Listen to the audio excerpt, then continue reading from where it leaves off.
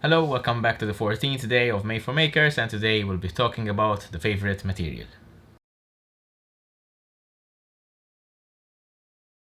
Leather. Okay, wait, hold on. So yes, leather is my favorite material, but that's not just it. Today we'll be talking a little bit more about leather, what it is made out of, and how it is used. Leather is a very common and versatile material nowadays. It is used in a lot of different things, from fashion apparel to bags and motorcycle covers and automotive seats, and it has basically a wide variety of uses because it is both durable, versatile, and very easily used nowadays. However, leather is not a recent material at all. It has been used by humankind for centuries and even millennia, and it was used in the same way as we use it today, minus the automotive uses, basically.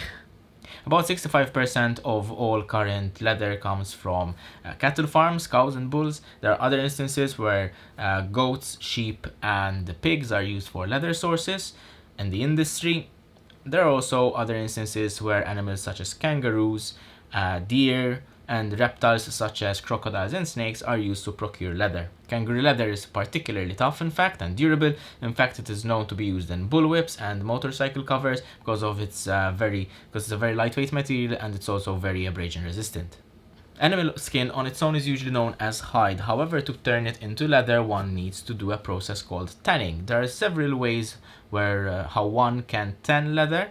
Two of the most common tanning procedures to produce leather nowadays are chrome tanning and vegetable tanning. Chrome tanning is one of the fastest way for the industry to produce large amounts of leather.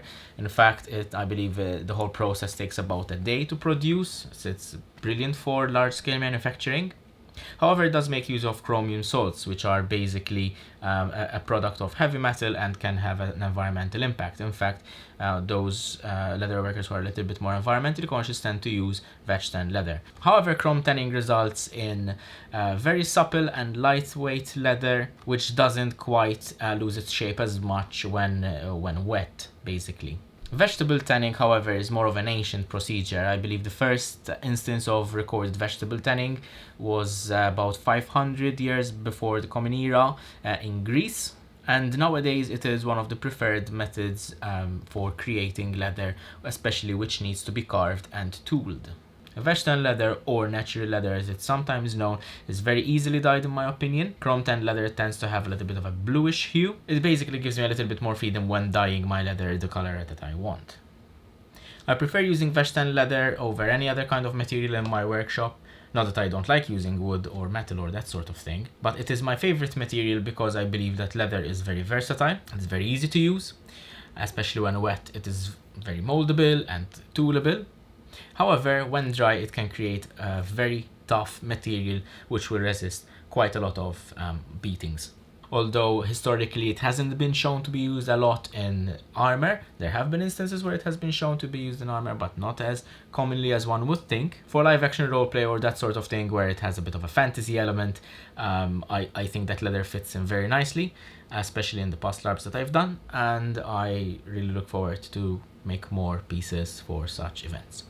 Leather is not a particularly difficult material to get into. It does take some time to master, however, so make sure that you read up and that you learn all about it as much as you can. There are a lot of great resources on YouTube and on the internet in general that can help you to start on your leatherworking.